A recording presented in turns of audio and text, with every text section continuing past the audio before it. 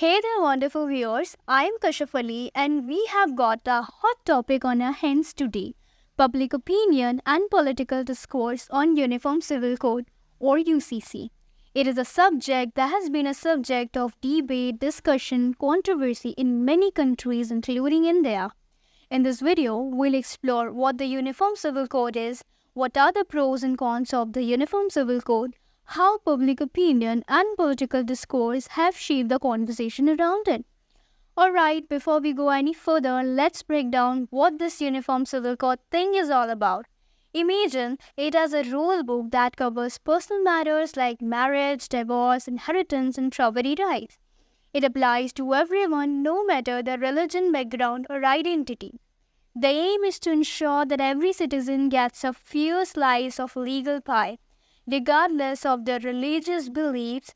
It is a topic that got tongues wagging, especially in countries with diverse populations. In India, the Constitution has a provision for UCC in Article 44 as a directive principle of a state policy. Now, Uniform Civil Code and some historical cases. The origin of UCC date back to the 19th century when the country's leader emphasized the necessity for uniformity in the codification of Indian law with regards to crimes, evidence, and contracts, but particularly advised against codifying the personal laws of Hindus and Muslims. In 1985, the Shah Bano case rocked the Indian Supreme Court. Shah Bano sought maintenance from her husband after a triple talaq under Section 125 of the CRPC. The court told Parliament to create a UCC, but in 1986, Muslim Women Right to Protection and Divorce Act changed things. It restricted Muslim women for seeking maintenance under the previous law. Next case we have is the Sarla Mughal case, which raised the issue of bigamy and disagreement over marriage-related issues with the current personal law. The Hindu Marriage Act of 1955 says only specific grounds can dissolve a Hindu marriage. So according to the court, since the Hindu marriage is not immediately void under the law, a second marriage that is solemnized after converting to Islam would be prohibited under Section 494 of the IPC. Now, there are several pros of the Uniform Civil Code. Let's discuss. First, to provide equal status to all the citizens. Obviously, a secular democratic republic should have a common civil and personal laws for its citizens irrespective of their religion, class, caste, gender, etc. Second, to promote gender parity, it is commonly observed that personal laws of almost all religions are discriminatory towards women. Men are usually granted upper preferential status in matters of succession and inheritance. Uniform Civil Code will bring both men and women in par.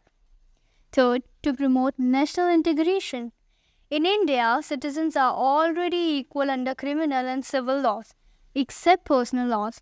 Implementing a Uniform Civil Code would ensure uniformity in personal laws, eliminating the potential for politicizing issues related to discrimination or privileges based on religious personal laws. Now, there are also several cons of Uniform Civil Code.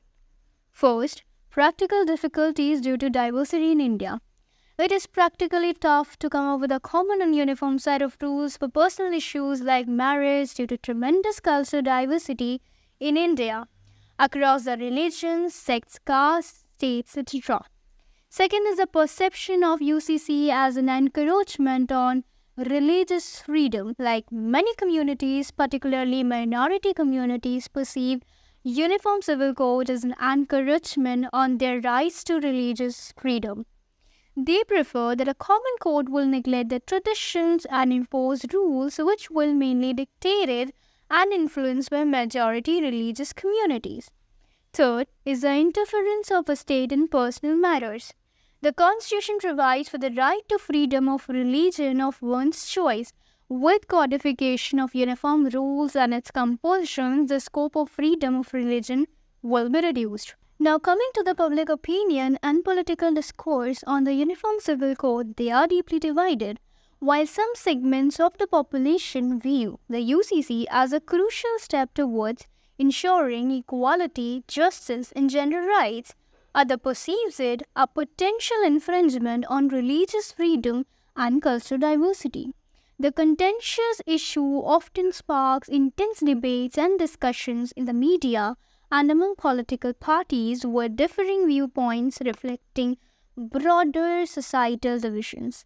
Ultimately, the question of whether to implement a UCC relies on balancing the principles of equality and individual freedoms within the unique sociocultural and political context of each country.